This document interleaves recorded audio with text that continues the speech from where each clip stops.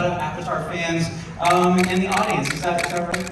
I had a feeling. Well, I would like to start. That was my first ever big role, so it's just so amazing to portray a character that has so much range I could play around with. So I'm really grateful I got to be the first one.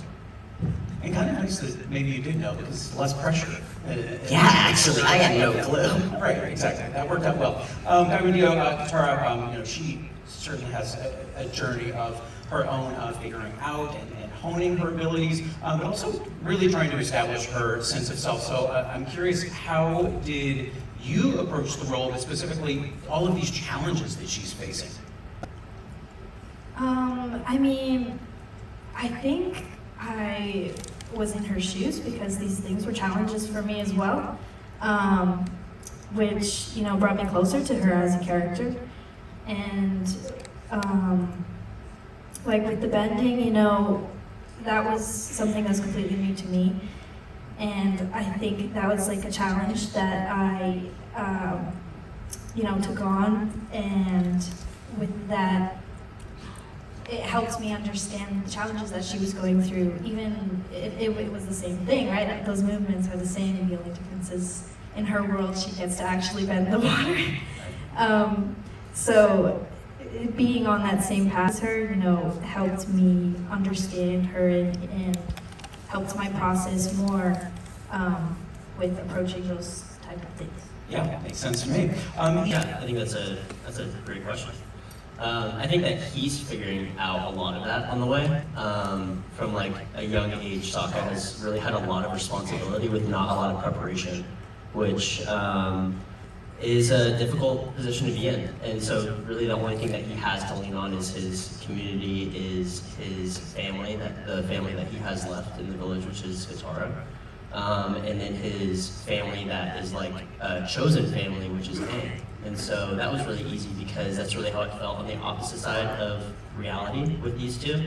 I'm the youngest of my family, so I'd never really gotten the opportunity to be an older sibling, which was something that I grew into, I feel like, with Sokka. Kind of gets to stop focusing so much on how daunting the task of his responsibility really is when he gets to let go and go to Kyoshi and go see some of the world. And really fall into like what it looks like to be an older brother in support of people. He has no powers, but they do. So how do you try to not take the responsibility from like weaken his sister is what he's doing at the beginning of the season? How do you empower these people that are actually more powerful than you? Really becomes like part of his journey. Yeah. I mean, I'm set to worry less about the choreography and focus in more on the character moments and the person that he would be fighting. So for me, it was like my bread and butter, you know, something that felt very second nature to me, which I'm thankful for all those years that my mom put me through, because now, like, you know, I get to work on this show amongst these amazing, you know, actors and actresses who, you know, allowed me to help and be a part of the creative process of each of the fights that Zuko has. And yeah, I guess the one thing in particular that was challenging was probably the costume. You know, a lot of the Fire Nation and even you know, Water Tribes, their costumes are so heavy and there's so many thick layers of leather. I was like ripping through pants every fight. You know, they had like doubles on standby ready to go all the time. What was really special about this project is that I've had the opportunity to support experienced actors in very vulnerable situations. And this is one of the first times in my career where I've got to support people that look like me, that my little boys are going to be able to look up to. So I want to say thank you so much for all of your hard work. A lot of the success of this story comes from the writing, which is the backbone of it all. And then you layer on top of that the fantastic scene partner in a lot of it, and he crushed it in so much, and it made it so easy to work with him and collaborate with him and care for him in a way too, because I was the old guy. You know, he leaned on me a lot just in terms of asking for advice. He was always very open-minded about listening to me ramble on about my experiences. So in a lot of ways, there's that sense of stewardship as an older, more experienced Asian actor, especially because there's not a lot of us around out there. And so whatever wisdom I could impart on any of these fine young people, I try, because I think that's a responsibility of somebody who's been through the muck, to just sort of hear a few little pearls of wisdom that I've learned the hard way. Maybe you guys can avoid that. And so with Dallas, it was that desire to protect and to nurture. And that just translated into the work itself, I think. So we had a wonderful relationship off screen and on screen. I think it did show. And again, it was just one of these things where you just draw on your own life experiences to help tell the story. It informs you these things. And so I think I've been older my entire career. It's a byproduct of having losing my hair when I was in my 20s. And so it's one of these things where I think my previous experiences have groomed me to be a father-like figure, and it helps that I have 2 boys at home, and I think the world of them, like I think the world of this entire cast. And so you want to protect, you want to nurture, you want to help grow. So all these things, these personal things, you draw on to help tell the story. And Elizabeth. Another good question. Yeah, I mean, I think that a lot of Azula's whole arc in the original series has a lot to do with not only her being the second born, but being one of the only females in the Fire Nation royal family, you know, because they don't have their mom there anymore. I think that it's really interesting to see like this sort of commentary that the original series has of women in power, and you know, the difference between Azula and Zuko, when really they, at the end of the day, they do want the same thing. Yeah, it's so inspiring. I mean, when I was auditioning for this part, we did not know what it was, but I still was so moved by it, because very rarely do I get to audition for a character who is specifically a powerful young Asian woman. And you know, the scenes were like very Azula-esque, where she was manipulating people and had just like this leg up on everybody else in the scene. And I was freaking out, because I was like, I don't want to follow this woman, because this is special. I felt it. And so it's incredibly moving to be able to pick. I know she's evil, but you know, it's moving to get to play, right? It's moving to get to play just a confident Asian young woman at the end of the day, yeah. We're adding depth and breadth to the universe. So when it comes to making choices like this, we just trust that I love, whether they were fans of the original series or whether they were first-time watchers. So we hope that you guys enjoy the hard work that everyone put into this. It was all very much so a collaborative effort. I think, I mean, Ian also being an experienced martial artist, helping out with Kiawentiio and Gordon in their fights. It was so much fun to watch, just everyone come together for the fight scenes. On every level, this was the most complex, collaborative project I've ever been a part of. And it would only be possible if everyone gave 1,000%. So thank you, and thank you for watching.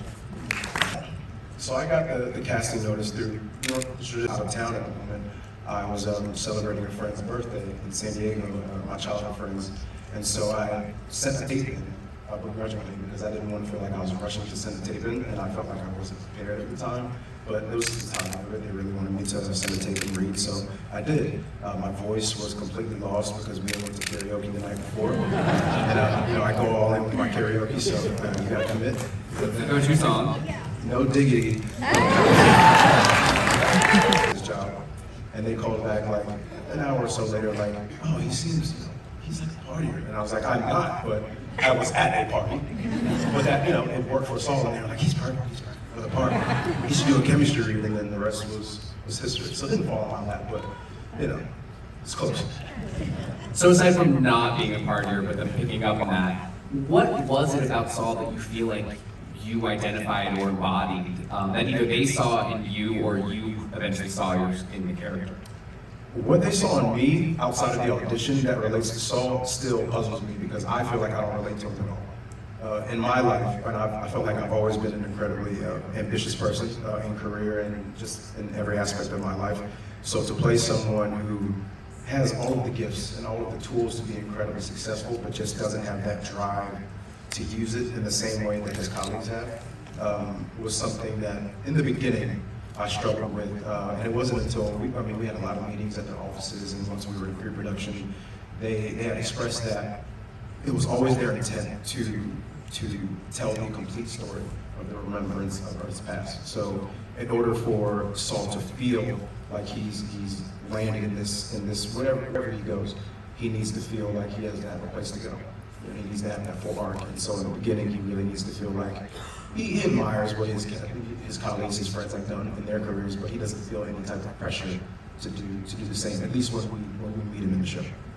So you mentioned It's kind of fantastic. It's my favorite color. Congratulations, huge congrats on the success of the series and really the rave reviews for your performance here. We're going to get into all of that in a bit, but I want to give folks here a chance to get to know you a bit. We'll start off with some, I call them personal questions, but not.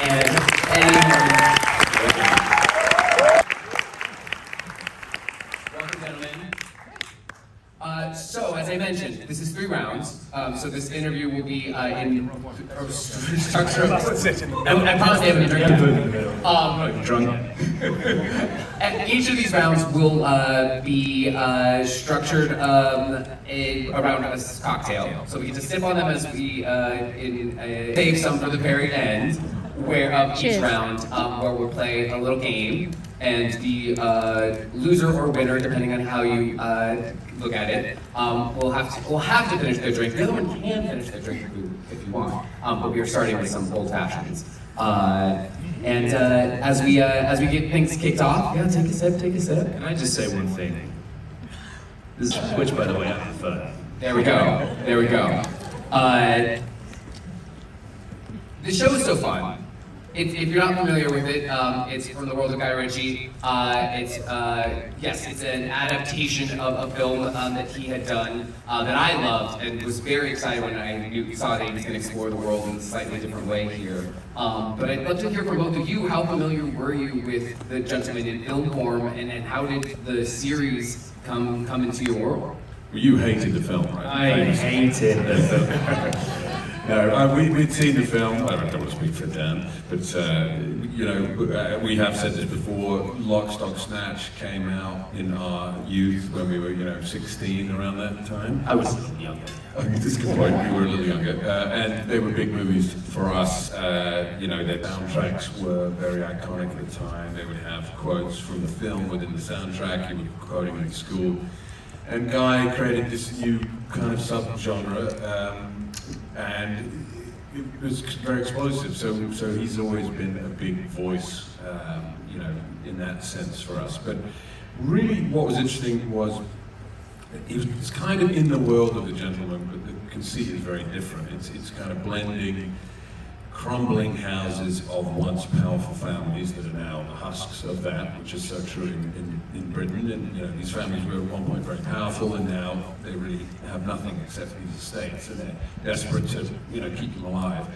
Melding that with new money, the undercurrent of ambitious, violent criminals, and then those kind of things blended together. Wouldn't you say, Daniel? I was going to say, I think what was exciting and fun for me when the movie of this came out is that, like Theo said, those Lock, Stock and Snatch were like my Bibles when I was growing up. That Sexy Beast, all the Tarantino movies, those kind of 90s crime films, and then Guy has done so many other things. He did the Sherlock Holmes movies, and he's done Disney, and when the film came out, it was like he was returning to a kind of world that he really knows, and for me, with that nostalgia of seeing his films in the 90s, that was fun. So then, getting the script in and getting to knowing that he was doing it and knowing that we were going to kind of get to step into that world was pretty damn exciting. I don't know why I just said it like that. What the fuck are we doing? But in a way, for comedy, that really works because it keeps everyone on their toes. It keeps a kinetic energy. It means you can be a little fluid with the direction of each scene. I think it's harder if it's Succession or something like that, where everything is very acute. But in this world, it works really well, and it's certainly Guy's. That's how he does everything. So as it evolved, When I read it, I was pretty intrigued by this character, and I felt pretty excited about doing it. But it it was really, and I'm not just saying it because he's sitting next to me, but it was like it was kind of crucial for me, I think, knowing who was playing the main part, playing Eddie, and so when I knew it was Theo, I kind of had a pretty good sense. We've said this before, so people may know this, but we slightly knew each other a little bit beforehand, and I kind of knew that he was a good guy, and also knew that he would be fun, and I think that because my character is such a fucking idiot, it was crucial that I was going to be able to, selfishly, that I was going to be able to kind of go there and do weird stuff, and that it wasn't going to be, I wasn't going to be working with someone who's going to go like, whoa, whoa, whoa, whoa.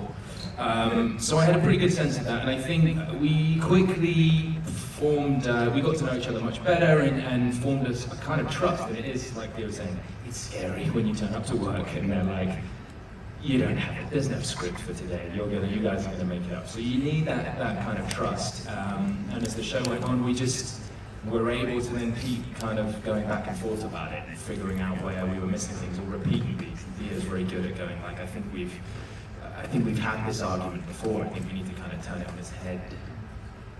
Yeah, that and a bunch of kisses. It's normally, I think I'm gonna get a bingo card for, we've been doing all this press, and I would say that's longer than it's ever taken him to make that joke. I was gonna say, it's not the first kissing joke we've had tonight. Yeah, exactly, yeah. It's normally within 45 seconds of sitting down, but because I fucked up where we're sitting, it confused him. You mentioned not knowing exactly what the tone was going to be. I'm going to ask you some questions that, at least according to Wikipedia, are the answers. So, what year was Bristol Old Vic Theatre? You happen to get right, but otherwise the point goes to the person who gets closest to winning. 5 minutes. 1937. It was 1946. Wow! We didn't even say a number. Sorry. I think he just wants to finish the drink. In the mid-2000s, Sure. which was the most recent information I could find, again on Wikipedia. How many applicants would apply every application period? 1,000. Oh, how many? Okay.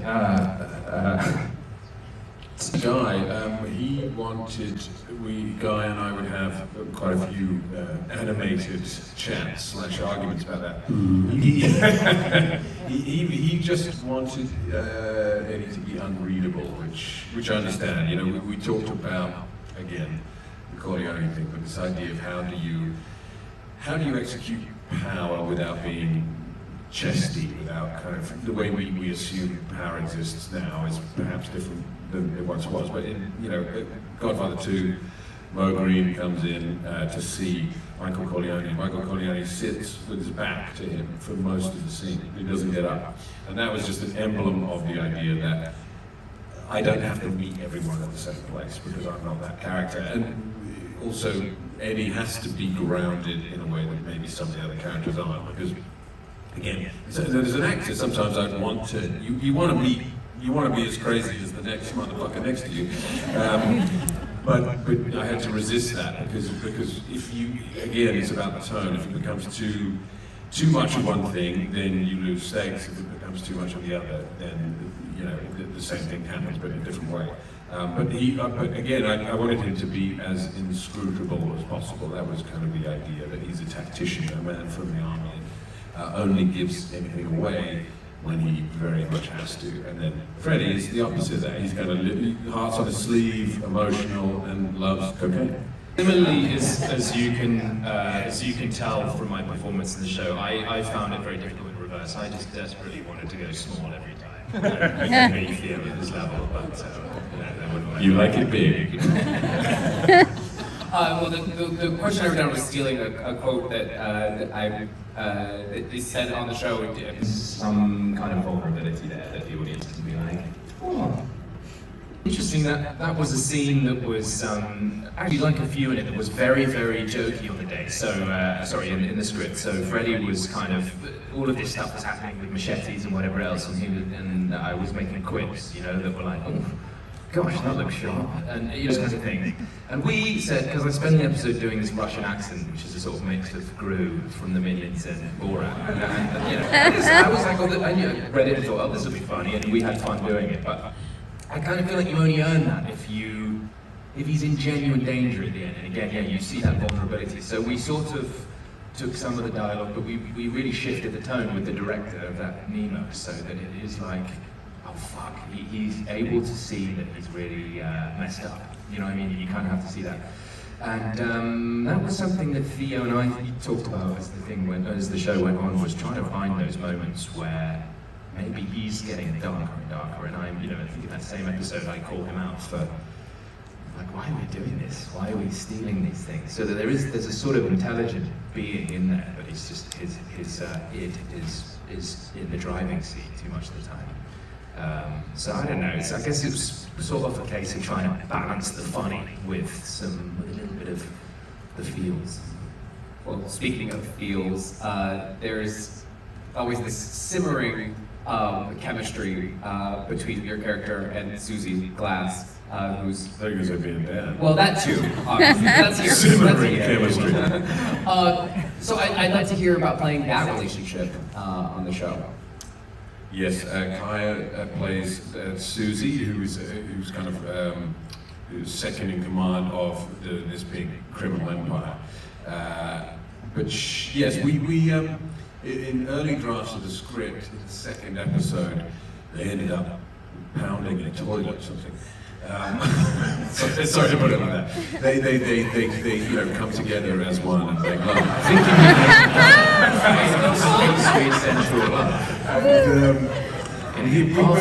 We were very keen that they didn't have to do the perfunctory get-together scene between the two protagonists, because it kind of it reduced them, it reduced her, and it reduced me in many ways. So we like the idea of having a frisson, a sexual chemistry, should we say, but it's never consummated because, you know, This guy swings from pounding a toilet to consummating. Where are we placing these? But bear with me. I think we didn't want to go there because we felt like it would cheapen it, and I think it was more fun to keep that chemistry alive. And our touch point on there was moonlighting. You know, do you remember with Bruce Willis and yeah. Exactly. Super Jovan, yeah. You know, they don't. There's just messy back there. You also get a point. Yeah. You know, they don't fully consummate, and it doesn't have to be that thing. So we enjoyed kind of having that, but then not having to do the perfunctory stuff which you're used to seeing in, you know, shows like this. So there was a short scene between the two brothers at a fireplace in episode 2, and it wasn't working. It wasn't.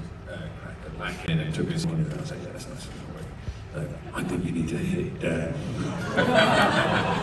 So we didn't tell him. And then on the next round, cracked him around the face, and it worked. And it ended up being, it worked. When you do those things for real, they work. He did. I'm gonna go out on a limb and say 5 takes. Yeah, it worked. We did 4 or 5 takes, and then the cameraman and guy come over and go, he's slapping you on the wrong cheek. I'm really sorry. He needs to slap you towards the camera. I was like, okay. Rack it up, baby, let's go. Just balancing it out, that's all it is. We must have had 100 extras and about 15 cars. Oh, that was wild. We just had to make stuff up. So they just, okay, so in the show it is a 6-second clip of ours, of music playing and real booze on set, and it was like, I don't know, go and get a pen and draw a cock on this guy's head, or whatever. It was just like... Daniel, careful what you say here.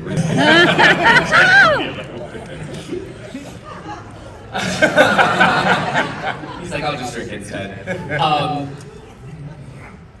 The show is really, really fun. If you haven't checked it out, I hope that this has encouraged you to do so. Apologies if not. We may have made the wrong impression. It's even more impressive now knowing how much of that was not just your incredible acting, but also you embodying the characters to the point that you were helping create some of those amazing moments. It's edited really sharp. It's all of that. So congratulations on all of the success.